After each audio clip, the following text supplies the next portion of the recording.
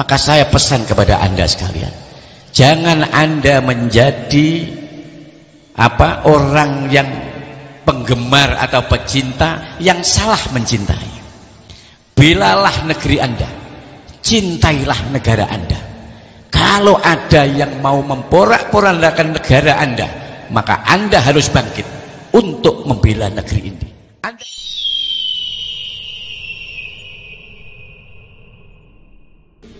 Lalu bagaimana dengan orang-orang yang mengaku dzurriyyah Nabi seperti Habib-Habib itu? Nah, ini saya supaya sampai jelas. Kalau Habib-Habib itu adalah ya saudara kita seiman seagama, beliau ini adalah beliau itu hadir datang dari daerah Yaman, bukan dari Mekah, bukan dari Madinah, dan beliau tidak termasuk min jumlatil bait, tidak termasuk ahli bait, tidak termasuk ahli bait. Kalau beliau apakah keturunannya? Ya dibuktikan dulu, karena banyak kitab-kitab yang menjelaskan ternyata dinyatakan tidak terkonfirmasi sebagai keturunan baginda Nabi Muhammad sallallahu alaihi wasallam. Lawang Mekah bukan kok, Madinah juga bukan, Arab juga bukan. Jadi itu, kalau mereka ini tidak jauh berbeda dengan kita semua ini, maka daripada itu banyak hal-hal yang menjadi polemik akhir-akhir. Polemik itu harus diselesaikan, bukan diselesaikan dengan cara caci maki, dengan cara ya katakanlah tidak jujur. Ya diceritakan dengan baik. Banyak cara untuk menyelesaikan itu. Maka polemik yang ada yang sampai dengarkan ini adalah merupakan hal yang bagaimanapun juga harus diselesaikan. Allahumma sholli ala Muhammad.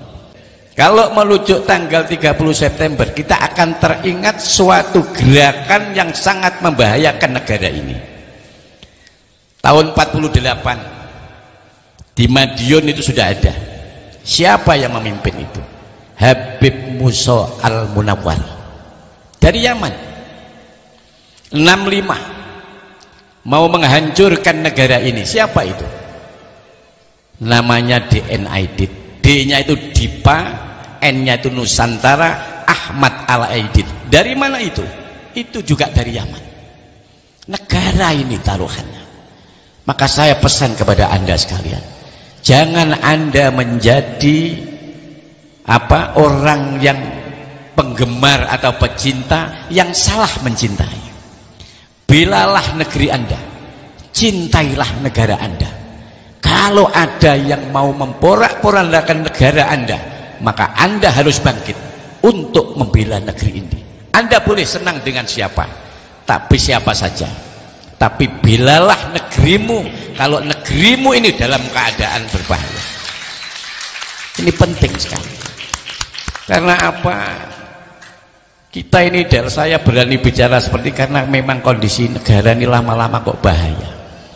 Dalam situasi seperti ini, satu-satunya ahlu sunnah wal jamaah yang betul-betul melindungi, menjaga kelangsungan negara ini hanya satu, NU. Kalau NU ini bisa diporak-porandakan, maka negara ini akan mudah diporak-porandakan. Maka NU yang dirongrong. NU tidak berambisi. Sejak dulu NU memerdekakan negara ini, setelah itu yang berpolitik kok. Tapi yang penting negara ini jangan dihancurkan. Itu yang paling penting. NU. Saya prihatin keberadaan ini. Dari bawah akar rumput NU ini prihatin, tapi yang di atas ini santai-santai, bahkan mereka berangkul-rangkulan. Dulu zaman 65 begitu. 65 itu saya sudah umur 1 tahun. 68 itu sudah bisa saya menilai.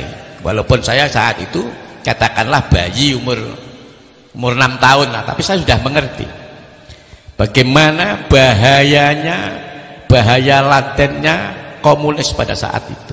Tapi kalau melihat itu, siapa orang-orang komunis di atas? Siapa? Dari mana mereka? Satu-satunya negara yang ada di Timur Tengah yang berhaluan komunis itu hanya Yaman. Indonesia jangan sampai kemasukan itu. Allahumma sholli ala Muhammad. Maka saya berharap kaum Nahdiyin, orang-orang ahlu sunnah wal jamaah, tetaplah waspada.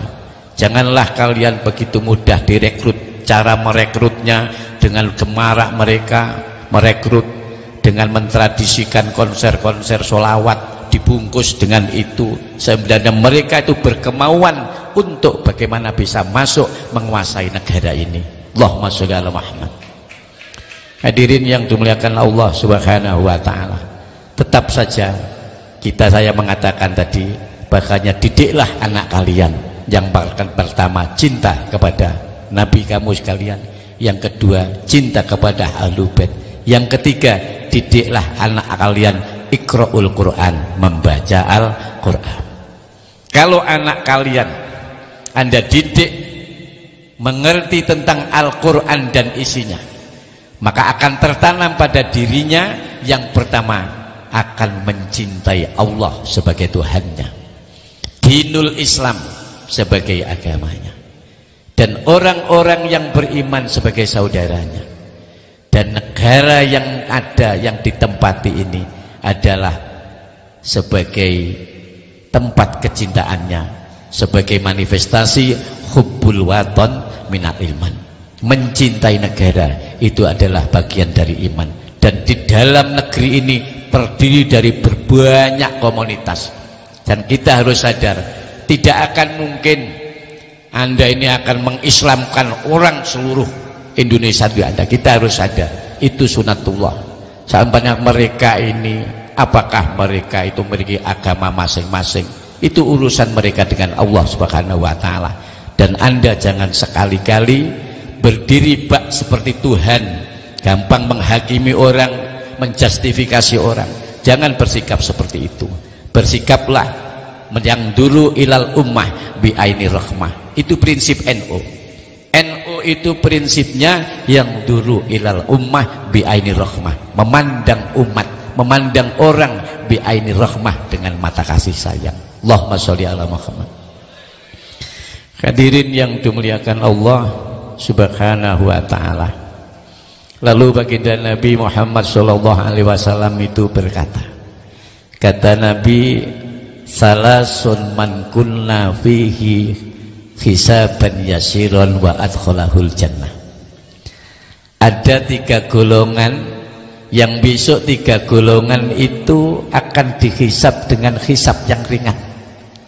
Setelah dihisab diperhitungkan dengan ringan, wa adkhalahul jannah, mereka itu akan dimasukkan ke surga. Siapa 3 golongan itu? Yang pertama, tu'ti man kharamaka, berilah orang yang tidak mau memberi. Apabila ada orang yang bakhil, tidak mau memberi, jangan dibalas dengan kebakhilan. Beri dia, berilah dia. Ini perintah Nabi. Yang kedua, wa ta'fu amman dzalamaka, maafkanlah orang yang telah menzalimimu, maafkanlah orang yang telah menganiaya. Contohnya kalian punya usaha di tempat usaha, dan tempat usaha kamu ini kontrak, dan usaha Anda maju. Di tengah-tengah maju itu tahu-tahu sama orang yang punya tempat tidak diperpanjang. Kira-kira menyakitkan enggak? Menyakitkan enggak? Menyakitkan. Diperpanjang tapi dengan berlipat ganda. Biasanya cuma 1 tahun 5 juta. Tahu-tahu suruh memperpanjang tapi harus 25 juta. Nggih. Kalau enggak diperpanjang. Ini sakit. Itu sakit sekali rasanya. Itu kalau orang kasihan muger atau orang mangir rogo jampi disantet orang kayak gini nih. Iya, saking sakit hati. Itu tidak boleh sama Islam. Ojo koyok ngono, jangan kayak gitu. Tetap dimaaf, dimaafkan. Walaupun sampean itu ketika tidak diperpanjang, orang Surabaya dengan berjalan boleh ancok, itu kata orang Surabaya. Kalau orang Banyuwangi sama leren celeng, itu orang Banyuwangi, itu maafkan dia walaupun dia dalam kondisi telah menganiaya Anda. Ini ajaran Rasulullah. Wa ta'fu amman dzalamaka, wa ta'fu, dan hendaklah kalian memaafkan amman, dari orang dzalamaka, yang orang tersebut telah menganiayamu. Lalu yang ketiga, wa tasilu amman qata'aka, sambunglah orang yang telah memutuskan hubungan persaudaraan dengan kalian. Dulu bersahabat baik ya, bisnis bareng ya, namanya bisnis kadang-kadang ya ada apa kekurangannya. Biasanya dalam bisnis itu yang membuat pisah ini pembagian hasil yang tidak merata. Padahal dapat untung 4 juta, seharusnya dibagi 2 juta, 2 juta. Tapi ternyata mengakunya ini cuma hadis untung 1 juta, ya kamu 500, dan dia sendiri kan 3,5. Pada akhirnya ngerti. Nah ini akhirnya menjadi putus hubungan. Ada lagi putus hubungan silaturahim ini biasanya kalau saudara ini dipermasalahkan karena masalah warisan. Nah Bapak, warisan ini bisa menjauhkan hubungan antara kakak dan adik, disebabkan karena tidak adilnya dalam membagi warisan. Dan itu terjadi banyak sekali kasus warisan ini menjadi tali hubungan silaturahim putus. Nabi mengatakan watasilu amman qata'aka, sambunglah hubungan dengan orang yang telah memutuskan hubungan silaturahim.